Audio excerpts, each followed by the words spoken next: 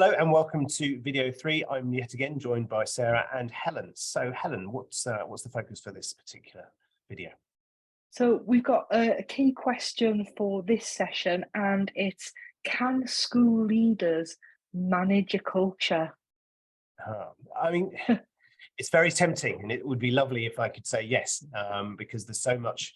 Education is such a varied, unpredictable element in our lives, and it would be really nice for me to simply say yes, and these are the steps by which you do it. I don't think you can. I think a culture is too reliant on other people, their perceptions, but I certainly think you can influence it. And I think there's two elements here. If you are aware of a culture and trying to influence it, you can pull it in one direction. It might not work, but you can certainly pull it. I think the other danger is if you don't have an awareness and don't try and influence your culture. And the danger of that, and we will all know schools in which this happens. And I firmly believe this happens accidentally and not deliberately, is that you develop a toxic culture or a balkanized culture where the school is fragmented in some way. Because as we talked about in earlier recordings, there is a culture, and if you're not aware of it, it can be someone else is controlling it. And it could be parents, it could be students, it could be your staff that are disgruntled or unhappy. So that's why I think it's important, but I don't think you can manage it, but I certainly think you can influence it. Yeah, and I think that distinction about managing and influencing is key.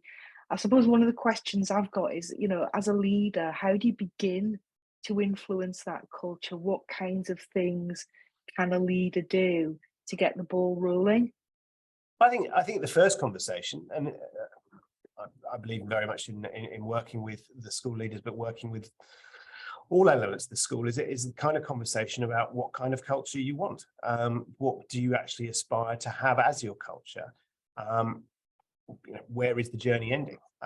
Now we had that conversation and did quite a lot of research and looking at it, and we want an environment where there is genuine collaboration, people working together. And I don't think that's a wildly contentious ambition. The second thing is to look at the why, and again through quite a lot of reading of others, to look at the values that underpin this. If you remember the iceberg analogy that I gave in an earlier recording, you can look at the things that lie above the water, but actually if you're going to unify them, you can begin to have that conversation about the elements that are beneath the water. And the values upon which they're based are really, really important. Now, one thing I would point out is that virtually every school I've ever visited has a mission statement, has a set of values that they adhere to. But it's not unusual that that's found in a filing cabinet somewhere if you ask someone for it. I have worked in a number of schools. I'm not sure I ever really knew what the values were. What we've done differently in an attempt to influence it is firstly discuss the values. Are these the right values? But secondly, and this is the crucial bit, is then, and what are you going to do with that? To make them explicit, to make the common ownership, and to make them understood. So that was the first thing we've done. Another thing we've done actually is to look at the consequent behaviours. If everyone has an understanding of the values upon which the institution is based, then it's a really powerful conversation to have. Okay, well, how will that be manifested? What will be the external signs of that culture? We actually asked the students to go away and say, well, look, with this value, what would you expect to happen? So that's one of the ways in which we've influenced it so far. And it's been really interesting to look at the consequences. I think it's just interesting listening to you there, because I suppose when you focus on culture and values, then you really connect as a leader and as a school with what really matters to you within the organization. And I think that whole kind of piece about really thinking about what is it that matters and why should we bother with this and invest our time in it is absolutely key.